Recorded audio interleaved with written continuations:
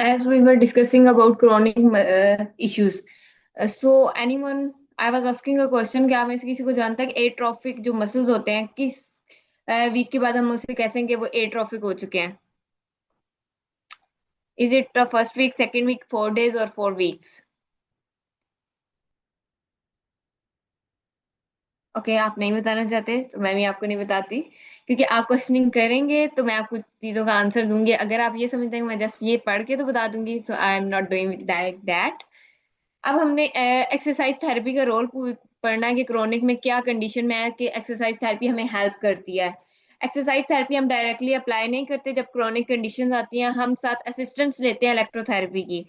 अगर हम exercise therapy just in side कर रहे हैं कि आप ऐसे सेटअप में बैठे हैं कि जहाँ पे आपके पास कोई भी इलेक्ट्रोथेरेपी की मशीन या मोडालिटी अवेलेबल नहीं है, बट हम उसको ये है कि हम लाइट पेस इंटेंसिटी के साथ सिंपल, जैसे वार्म अप कूल डाउन का आपको आइडिया हो। जब हम स्टार्ट करते हैं कोई भी एक्टिविटी, फिजिकल एक्टिविटी करते हैं, तो उसके स्टार्ट में हम उसको चीज को रेडी करते हैं, ठीक है।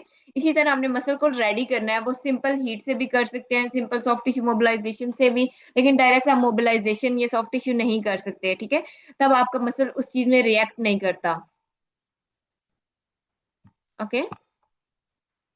नेक्स्ट, आपका फिजियोलॉजिकल मैकेनिज्म क्या है कि एक्सरसाइज क्यों कराते हैं क्रोनिक इश्यू में, वो आपकी क्या किस चीज में इनहेंस करती है, कौन सी डिक्रीज करती है? मोस्टली वो जो होते हैं वो आपके मसल्स को स्ट्रेंथ करती है, और जो जॉइंट पे लोड होता है वो कम करती है। वो कैसा करती है कि जब आपके मसल्स एट्रोफिक होते हैं, जो आपका सारा वेट होता है वो आपके जॉइंट्स पे आ रहा होता है, वो मसल्स उनको बियर नहीं कर रहे होते।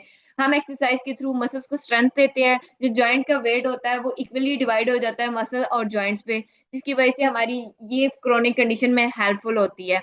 नेक्स्ट, हम उसकी सर्कुलेशन को इम्प्रूव करते हैं, टिश्यू की हीलिंग करते हैं। जब सर्कुलेशन इम्प्रूव होगी तो डेफिनेटली आपका ब्लड फ्लो इंक्रीज करेगा, तो आपका जो टिश्यू है, जो स्कार है, उसकी हीलिंग स्टार्ट हो जाएगी। आपकी मूवमेंट से आपकी इन्फ्लेमेशन डिक्रीज होगी, क्योंकि अगर सिंपल आप किसी पोस्चर में बैठे हैं या किसी भी पोजीशन में for the long period of time, तो वहां पे आपको इन्फ्लेमेशन हो जाएगी। मोस्टली कभी कभी आपको रेडनेस भी फील होती है। बट इस जब आप एक्सरसाइज करते हैं तो आपकी इन्फ्लेमेशन रिड्यूस होती है, लेकिन बहुत सारे केसेस ऐसे हैं उनमें इंक्रीज भी हो सकती है। तो आपने केस स्पेसिफिक रहना है, सिर्फ एक जनरल जो गाइडलाइंस है उसके अकॉर्डिंग हमने नहीं जाना, ठीक है। नेक्स्ट, आपकी जब एक्सरसाइज कराएंगे तो आपका जो जॉइंट होता है उसको सिंपली मोबाइल करती है। मोस्टली जो क्रोनिक कंडीशंस में अगर जाए फ्रोजन शोल्डर लाइन, तो उसमें आपका जॉइंट जो होता है जिसको फ्रोजन शोल्डर भी कह सकते हैं, फ्रीज हो जाता है। लेकिन अब अगर आप सिर्फ एक्सरसाइज थेरेपी की बात करें तो उसमें करते हैं तो आपको जॉइंट को मोबाइल करते हैं, तो उसकी मोबिलिटी फ्लेक्सिबिलिटी इंक्रीज होती है। एक्सरसाइज थेरेपी, अगर आप स्ट्रोक क्रोनिक इश्यू है उसमें, अगर बैलेंस की पार्किंसन में, उसमें हम बैलेंस पे काम करते हैं, और किस वे से करते हैं, एक्सरसाइज पे करते हैं। साइको सोशल मैकेनिज्म हमारे में बहुत कॉमन है। कहा जाता है कि सिर्फ एक्सरसाइज जो है या रिहैबिलिटेशन प्लान्स आपके पेशेंट को ट्रीट नहीं कर सकती, but it's totally a myth.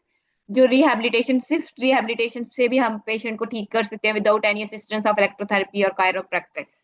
But उसमें आपने पेशेंट को पहले काउंसलिंग उसकी बहुत अच्छी होनी चाहिए। काउंसलिंग में आपको क्या करता है कि आपके उसके फियर को अवॉइड करना है या रिड्यूस कैसे करना है, कि आप डायरेक्ट, अगर उसकी मूवमेंट टोटली रिस्ट्रिक्टेड है, आप जाके उसको फुल रेंज में मूवमेंट नहीं करवा सकते। पेशेंट आपको हाथ लगाने से पहले कहता है कि मेरा ये जॉइंट या ये मूवमेंट इतनी नहीं आ रही, आपने इसको ओपन करना है। बट उसने आपको हेल्पफुल नहीं होना, साथ में उसने आपको असिस्ट नहीं करना, वो आपको रेजिस्ट करेगा, इवन असिस्ट नहीं करेगा। तो आपने पहले उसको कॉन्फिडेंस में लेना है, उसके फियर को अवॉइड करना है, उसका कॉन्फिडेंस बेसिकली आपने गेन करना है। नेक्स्ट, हम क्यों करवा रहे हैं एक्सरसाइज थेरेपी, इसमें क्या होगा? फर्स्ट ऑफ ऑल तो जो क्रोनिक केस में आता है उसमें पेन जो होती है बहुत कम हो जाती है, लिमिटेड हो जाती है, क्योंकि एक्यूट स्टेज में बहुत ज्यादा पेन होती है, लेकिन उस पेन कम नहीं होती, हम उस पेन के आदी हो जाते हैं। उस पेन को बियर करने के लिए हमारे अंदर इतनी कैपेसिटी आ जाती है कि हम उसको बियर करना सीख जाते हैं। दैट्स वाई कि वो हमें लगता है कि जब हम क्रोनिक, अब मुझे इतनी दर्द नहीं होती, लेकिन आपने कभी देखा होगा कि बहुत सारे ट्रीटमेंट्स ऐसे हैं, जब आप ट्रीटमेंट स्टार्ट करते हो तो पेन इंड्यूस हो जाती है। वो पेन क्यों इंड्यूस होती है? इसी वजह से होती है कि वो जो पेन है वो पहले वो बियर करके आ चुका होता है, लेकिन अब उसकी बॉडी उस चीज को अडॉप्ट कर चुकी होती है, इसलिए उसको इतनी वो पेन रिसेप्शन के सेल्स जो होते हैं इतने एक्टिवेट नहीं होते। एक्सरसाइज थेरेपी से ये है कि आपने पेन की रिडक्शन करानी है, आपकी रेंज ऑफ मोशन इंप्रूव्ड हो, डेली लाइफ की एक्टिविटीज को आपने लिमिट नहीं करना, उनको रिस्टोर करना है। आपकी जो मसल्स की स्ट्रेंथ है उनको हमने इंक्रीज करना है, अपनी बायोमैकेनिक्स को ठीक करना है, अपने पोस्चर को अलाइन करना है। मोस्टली क्रोनिक कंडीशन में अगर आप लो बैक पेन में ले तो आपका पोस्चर टोटली डिस्टर्ब हो जाती है, आपकी बायोमैकेनिक्स खराब हो जाती है, आपका हम्प निकल आता है। ये जीरियाट्रिक पॉपुलेशन में बहुत ज्यादा कॉमन होता है, जो कि फर्दर डिसेबिलिटी की तरफ जाता है। इवन वो स्ट्रेट फिर आपको वॉक भी नहीं कर सकते, उनको किसी न किसी असिस्टिव डिवाइस की जरूरत पड़ती है। उसको आपने प्रिवेंटरी मेजर्स पे जब लेके जाएंगे तो उसमें एक्सरसाइज थेरेपी सबसे ज्यादा हेल्पफुल है जीरियाट्रिक पॉपुलेशन में। उसकी मॉर्निंग उसकी डेली लाइफ की एक्टिविटीज में देख। क्रॉनिक केसेस में जो एक्सरसाइज हम यूज कर रहे हैं, उन से केसेस में यूज कर सकते हैं, वो हम देख लेते हैं। स्ट्रेंथ ट्रेनिंग की जहाँ पे हमने बात की थी, स्ट्रेंथ ट्रेनिंग क्यों करवानी है, क्योंकि जो जॉइंट्स हैं उनसे हमने लोड कम करना है और मसल को स्ट्रेंथ इतनी देनी है कि वो आपकी बॉडी को लोड को बियर कर सके। उसमें फर्स्ट ऑफ ऑल जो मोस्ट कॉमन इश्यू है जॉइंट्स हैं, क्योंकि ओल्ड एज में जाके फीमेल्स अपने आप को जो होमवर्क या तो थोड़ा बहुत काम करती भी हैं, वो ओल्ड एज में जाके उनको बहुत ज्यादा लिमिट कर देती हैं। Anyone wants to ask the question? Okay. वो उनको लिमिट कर देती है, जब उस काम को लिमिट कर देती है आपकी बॉडी ने एक चीज को अडॉप्ट की हुई होती है, हमारी बॉडी में रेस्ट नहीं है। जैसे इनबिल्ट हमारी बॉडी है ना, उसमें रेस्ट नहीं है या उसमें कोई भी बिल्कुल फिजिकल एक्टिविटी नहीं है। लेकिन हमारी लाइफ में हम क्यों नहीं फिजिकल एक्टिविटी करते ओल्ड एज में जाके? कि जो हमने कर लिया है पॉपुलेशन को बढ़ानी है, तो इसी तरह से इनको बहुत सारे इश्यू से बच जाती है। क्योंकि जब आप मेनोपॉज फेज में जाते हैं ना, तो उसके बाद बहुत सारी कॉम्प्लिकेशन ऐसी हैं जो जस्ट बिकॉज ऑफ मेनोपॉज आपको आ जाती है, आपकी और कोई उसमें नहीं होता। लेकिन आपने फिजिकली एक्टिव रहना होता है, बट आप फिजिकली एक्टिविटी इंक्रीज करने के बजाय हम डाउनफॉल की तरफ जाते हैं, जिसकी वजह से हमारी हेल्थ जो है वो डाउनफॉल में चल जाती है। फर्स्ट ऑफ ऑल ओ है, ओ ए में ये होगा कि आपकी जो हैम्स की और काफ की, तो जब उनमें स्ट्रेंथ लाएंगे तो आपकी जो नी पेन है वो बहुत ऑलमोस्ट 60 to 70% आपकी कम हो जाती है। क्रोनिक लो बैक पेन में क्या होता है कि क्रोनिक लो बैक पेन वो होता है कि जो आपका पेन स्टार्ट जो लंबर रीजन में होता है वो मसल्स की वजह से होता है। मसल्स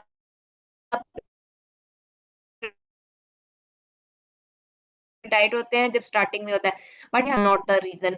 और मोस्टली फीमेल्स में ये होगा कि हमें स्पाइनल एनेस्थीसिया हुआ इस वजह से, but that's the not the reason. आपकी रीजन कुछ और होती है जो क्रोनिक स्टेज में उसको लेके जाया जाता है। और मोस्टली हमारा पोस्टिंग करवाते हैं, तब हम बहुत हद तक अपनी लो बैक पे फीमेल्स में होता है।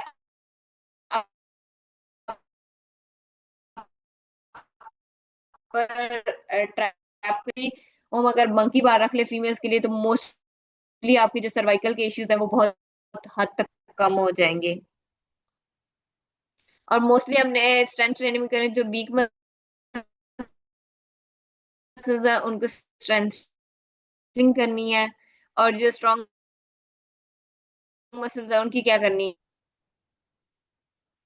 बेटा ऐसे मुझे भी मगे, अगर आप सिर्फ सर्टिफिकेट के लिए बैठे हुए हैं तो वो भी बता दें। मैम क्वेश्चन रिपीट करिए। मैंने ये कहा है कि जो वीक मसल्स होते हैं उनकी हम स्ट्रेंथनिंग करते हैं। तो स्ट्रेंथनिंग करते हैं तो स्ट्रेचिंग जो आप इलास्टिक मसल्स कह सकते हैं वो क्यों करते हैं? लेंथनिंग मसल की कब की जाती है? मेन क्वेश्चन ये आपका। जब हम उसकी स्ट्रेचिंग करवाते हैं। ठीक है, स्ट्रेचिंग करवाते हैं। स्ट्रेचिंग स्ट्रेंथनिंग और स्ट्रेचिंग में क्या एक ही चीज है, ये डिफरेंट है? मैम डिफरेंट है, स्ट्रेचिंग में हम मसल को स्ट्रेच करते हैं ताकि वो लेंथन हो और okay, range of good. Motion increase हो। Range of okay, motion increase करेंगे, लेकिन गुड। स्ट्रेंथनिंग में हम मसल की पावर जो है वो इंक्रीज कर रहे होते हैं। ठीक है, मसल को इस तरह कैपेबल बना रहे होते हैं कि अब वो आपकी बॉडी का लोड किसी और मसल से हमने अगर ट्रांसफर करना है तो वो कर सके। बट जो आपने लेंथनिंग की बात की है वो ये होता है कि वो जो वीक मसल्स होता है उसके लिए हम कर रहे होते हैं। ऐसे कहना चाह रही हैं आप? जी मैम, मैम जो वीक होता है उसके लिए स्ट्रेंथनिंग करवाते हैं ना। लेकिन जो वीक के लिए स्पास्टिक होता है उसके लिए हम स्ट्रेचिंग करवाते हैं। स्ट्रेचिंग कराते हैं। कोई और इसमें ऐड करना चाहिए या इसको कोई ये बता दे कि ये सही बोल रही है या नहीं बोल रही। बेटा आप सारे फिजियोथेरेपिस्ट हो और बहुत अच्छे थेरेपिस्ट हो, अपने क्लिनिक में बहुत अच्छा काम कर रहे हो, आप शायद मेरे से भी अच्छा काम कर रहे हो। बट जब तक आप बोलेंगे नहीं, आप में कॉन्फिडेंस नहीं डेवलप होगा, तो आप में ये चीज नहीं आएगी।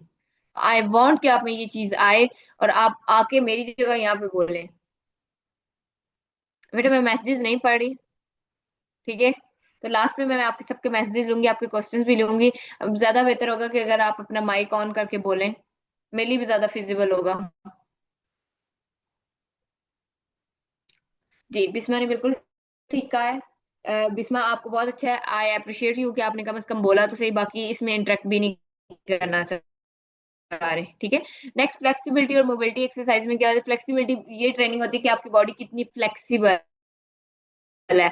आपकी बॉडी फ्लेक्सिबिलिटी ट्रेनिंग में अगर हम टेस्ट एक कॉमनली यूज करते हैं, अपर बॉडी का भी टेस्ट यूज करते हैं और सिंपली ओवरऑल बॉडी का भी यूज करते हैं। मैं ओवरऑल आपको बॉडी का बता देती हूँ कि जब आपने सिंपल स्ट्रेट 90 के एंगल पे सिटिंग लेनी है, सिटिंग करके आपने टोस को टच करना है, ठीक है। बट नीज को आपने फुली एक्सटेंडेड फॉर्म में रखना है, फिर आपको आपकी जो फुल बॉडी की फ्लेक्सिबिलिटी है उसका आइडिया हो जाएगा। अगर आपने फ्लेक्सिबिलिटी अपर बॉडी की जस्ट चेक करनी है, आपने सिंपली एक वॉल के साथ लेटरल साइड पे स्टैंडिंग करनी है और अपने हैंड को स्ट्रेट रख के मार्क कर लेना है मेटाकार्पल्स पे। देन आपने जो अपर बॉडी है उसको फ्लेक्स करना है आगे की तरफ, फिर आपने मार्क कर लेना है with in the range of 25 to 30। अगर आ रहा है तो यू आर नॉर्मल, अगर कम आ रहा है तो you have to work on your flexibility. आपको ये करनी चाहिए, अपनी टेस्टिंग आप खुद कर सकते हैं, आप खुद थेरेपिस्ट हो, आपको खुद करनी चाहिए, क्योंकि क्रोनिक स्टेज तो बहुत लेट आती है।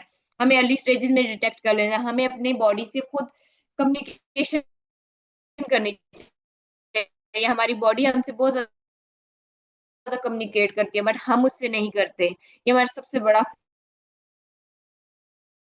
फ्लॉ है। आपकी जो मोस्ट स्पाइनल और पोस्टरल डिसऑर्डर्स हैं वो ठीक हो जाएंगे। आर्थराइटिस में सिर्फ ऑस्टियोआर्थराइटिस को हम कह सकते हैं, रिमेटॉइड आर्थराइटिस को नहीं कह सकते, ठीक है। एरोबिक कंडीशनिंग में क्या करते हैं कि आपकी कार्डियोवास्कुलर हेल्थ को बेहतर करते हैं, रिड्यूस करते हैं आपकी सिस्टेमिक इन्फ्लेमेशन को और फर्दर कंडीशन को। जो एरोबिक एक्सरसाइज है उसमें आप सिंपल डीप ब्रीदिंग एक्सरसाइजेस भी लेके आ सकते हैं, डीप ब्रीदिंग। और नेक्स्ट कार्डियोवास्कुलर हेल्थ के लिए आपको अपनी पल्स नोट करना आना चाहिए। लास्ट सेशन में मैंने आपको सिखाई थी, अगर किसी को नहीं याद या दोबारा कोई सीखना चाह रहा है तो मुझे बताइएगा, लास्ट में मैं आपको दोबारा गाइड कर दूंगी। बट आपको अपनी एरोबिक कैपेसिटी के ऊपर खुद पता होना चाहिए कि उसको किस तरह आपने करना है और वो आपकी लाइफ में कैसे हेल्पफुल हो सकती है। न्यूरोमस्कुलर ट्रेनिंग में आप क्या करते हैं कि आप किस तरह एक्सरसाइज हेल्पफुल कर सकती है न्यूरो के रीजन में। वहां पे आप मूवमेंट पैटर्न्स या कंबाइंड मूवमेंट्स को चेक करते हैं या उनको इम्प्रूव करते हैं, ठीक है। मोस्टली ये आपको बहुत बहुत सारे केसेस में मिलेगा, सीपी चाइल्ड में मिल सकता है, ये हो उन केसेस में हम जा सकते हैं, ठीक है। बैलेंस और कोऑर्डिनेशन में आपको कहाँ पे मिलेगा, बैलेंस और कोऑर्डिनेशन मोस्टली एल्डरली पेशेंट्स हो जाते हैं। इसमें आप 3 मिनट चेयर वॉक टेस्ट एक होता है, एक 6 मिनट वॉक टेस्ट होता है, आप उसमें चेक कर सकते हैं पेशेंट का, ठीक है। और next tote nose to any object आप वो करते हैं, वो तो बहुत सिंपल है, जो हर ऑलमोस्ट एल्डरली कर लेगा स्टार्टिंग में। बट फर्दर आप उनमें अगर वो चेयर सिट टू स्टैंड वाला जो 3 मिनट्स का होता है, देन 6 मिनट्स वॉक टेस्ट करें, तो वो बहुत आपको हेल्पफुल करेगा कि वो किस रिस्क उनका फॉल में कितना है या उनमें कोऑर्डिनेशन कितनी है, ठीक है। और वो बैलेंस सिंगल लेग स्टांस पे भी आप कर सकते हैं, फर्स्टली सपोर्टेड कर सकते हैं, देन आप उसको इंडिपेंडेंट पे लेके जाएं तो उसमें आप टेस्टिंग कर सकते हैं, ठीक है। फंक्शनल ट्रेनिंग में आप क्या कराएंगे, आप डेली एक्टिविटीज के रिलेटेड उसमें काम करेंगे, स्पोर्ट्स परफॉर्मर का if that person is athlete, और वर्क स्पेसिफिक टास्क करवाते हैं जैसे सीपी चाइल्ड में होते हैं। आपकी कंडीशन स्पेसिफिक अगर हम करें कि कोई कॉमन सी हमने कंडीशन ली है, दो तीन जिनको हमने पहले डिस्कस कर लिया है। Chronic low back pain most common issue, उसमें क्या होता है कि हमारा मैकेनिक्स है। कोई बताएगा क्रोनिक लो बैक पेन में क्या होता है, लो बैक पेन होती क्या है।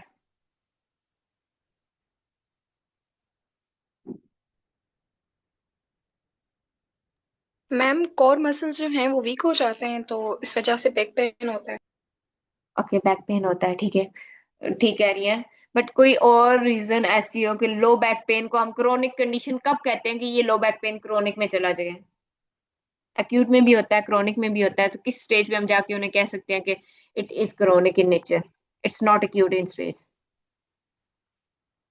ये पेशेंट आपके पास क्रोनिक में आता है या एक्यूट स्टेज में आता है? मोस्टली केसेस में आपके पास जो पेशेंट है ना लो बैक पेन का, वो क्रोनिक स्टेज में आएगा, एक्यूट स्टेज में नहीं आएगा। जब उसकी आपने पोस्टरल अलाइनमेंट देखनी है, बायोमैकेनिक्स देखनी है, टोटली डिस्टर्ब होते हैं वो। जब आप उसकी पोस्टरल अलाइनमेंट में देखते हैं तो मोस्टली हमें कौन से केसेस मिलते हैं? हाइपरलोडोसिस के मिल जाते हैं, लंबर स्ट्रेटनिंग के मिल जाते हैं, और कौन से केसेस मिलते हैं?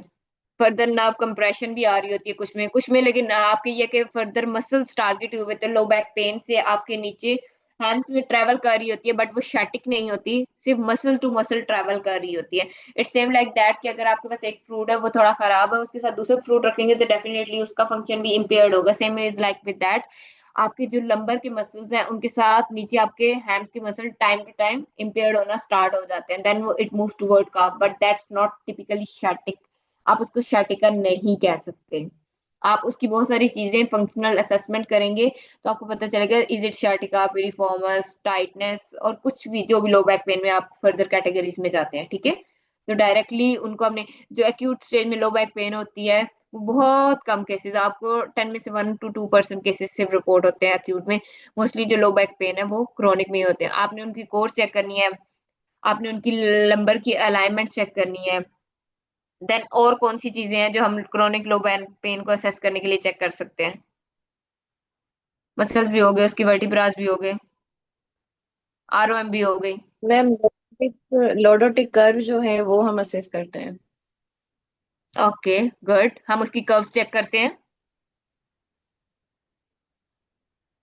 और कुछ ऐसा? मैम जैसे कि आपने कहा कि नर्व इम्पिंजमेंट भी हम चेक कर सकते हैं कि क्रोनिक है तो क्या पता नर्व भी इम्पिंज हो रही हो। That's all. क्रोनिक स्टेज में जाके नर्व इम्पिंज होती है, कुछ की एक्यूट स्टेज में नर्व इम्पिंजमेंट आप डेफिनेटली रिलेट नहीं कर सकते कि वो सिर्फ क्रोनिक में ही होती है, कभी कभी एक्यूट में भी हो जाती है। एक्यूट में लेकिन आपकी कोई ऐसी हिस्ट्री होती है, आपको कभी कभी पेन नहीं होता, वो एक सडन आपको पेन आता है। वो कभी कभी आपकी या तो ट्विस्टिंग मूवमेंट से आ जाता है, या आपने कोई वेट लिफ्ट किया होता है, या जर्की मूवमेंट हुई होती है आपके लंबर में, तब आपके जो नर्व इम्पेंजमेंट है वो डायरेक्टली आ जाती है एक्यूट स्टेज में। Otherwise it comes from the chronic stage कि आपके मसल्स उस नर्व को इम्पिंज कर रहे हैं, या आपका posture for the long time बहुत बैड रहा है, ये नॉर्मल नहीं था, तो फिर हम उसको कह सकते हैं कि वो उसने हमारे साथ इशू क्रिएट किया। ओके, नेक्स्ट, इसको हम ठीक कैसे करेंगे? इसको हम सिंपली जो कोर के मसल्स है उनको स्टेबलाइज करेंगे, उनके ऊपर काम करेंगे। इसमें मस्कुलर इम्बैलेंस भी आ सकता है आपका, कि जो पेल्विक के मसल्स है इम्बैलेंस हो जाते हैं, वो भी लो बैक पेन में ही कंसीडर किए जाते हैं। आपकी स्टैंडिंग ये होती है कि आप सिंगल लेग पे बहुत ज्यादा वेट करते हैं, नेक्स्ट लेग पे आप नी को प्रोट्रूड आउट करते हैं, देन आपकी वन साइड जो है वो वीक हो जाती है, अदर साइड डोमिनेंट हो जाती है, ठीक है। कोर की स्ट्रेंथनिंग के बाद आप मोटर कंट्रोल रीट्रेनिंग भी करवाते हैं, ग्रेड स्ट्रेंथनिंग करवाते हैं। एरोबिक एक्सरसाइजेस क्यों नेसेसरी है लो बैक पेन में?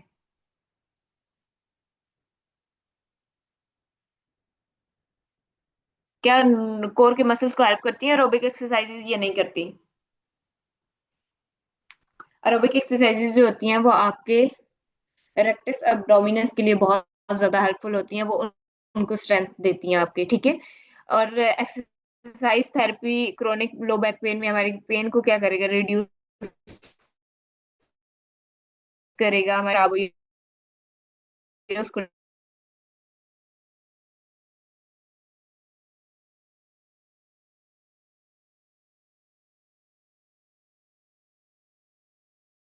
ठीक करेगा। सेकंड, जो ऑस्टियोआर्थराइटिस आपने बहुत कम सुना हो, हिप के साथ मर्ज कर दिया जाता है हिप को। जैसे फिब्युलर हिप इम्पिंजमेंट जो होती है वो भी बहुत कॉमन होती है, वो हिप अर्थराइटिस के साथ आती है, बट वो जो असेस है वो लेट स्टेजेस में होती है, और उसका फिजियो में कोई रोल नहीं रिकमेंड करती है। ऑस्टियोआर्थराइटिस में हम क्या करते हैं कि हमारे जो अपर कॉर्ड्स हैं, हैम्स हैं, और नीचे काफ्स को हम, तो उसकी जो नी पे है वो उसका प्रेशर कम हो जाता है, तो दैट्स ऑल कि हमारी नी की पेन ग्रेन हो जाते हैं ज्यादा, ठीक है। इसमें हम लाइट इंटेंसिटी एक्सरसाइज कराएंगे कि उसमें फ्लेक्सिबल होगी, फंक्शनल ट्रेनिंग आपकी हो जाती है, मोबिलिटी को इम्प्रूव करवाते हैं, लो इम्पैक्ट और भी करवाएंगे हम हाई इम्पैक्ट नहीं करवाएंगे। हमारी टेंडिनोपैथीज आ जाती हैं। टेंडिनोपैथी में जो कॉमनली फीमेल्स में आ जाती है वो एचिलस टेंडिनोपैथी हो सकती है। रोटेटर कफ भी होती है, पटेला बहुत कम होती है। उसमें हम आइसोमेट्रिक्स करवाएंगे सिंपली, और स्लो रेजिस्टिव टेंडन के इम्प्रूव करेंगे हम टेंडन की कैपेसिटी और फंक्शन को। ई सेंट्रिक लोडिंग करवाएंगे जो मोस्ट कॉमन है इसके ट्रीटमेंट में एक्सरसाइज में। ये सर्वाइकल स्पॉन्डिलोसिस या सर्वाइकोजेनिक हेडेक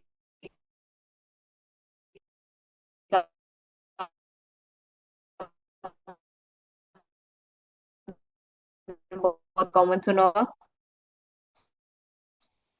आप सर्वाइकल की मसल्स बोलने में इसके टारगेट तो भाई होगा जब और दुपट्टा बहुत ज्यादा लाइन रखने की क्वेश्चन में ना मसल्स को टाइट कर लेती है। उन टाइटनेस की वजह से फिर हम उन मसल्स को रिलैक्स नहीं करते। इस क्रोनिक नेक पेन में आप सिंपली पोस्चर को रिट्रेन करते हैं। लाइफस्टाइल मॉडिफिकेशन जिसपे आप बैठते हैं आपके कंप्यूटर का, आप इस लेवल पर एंगल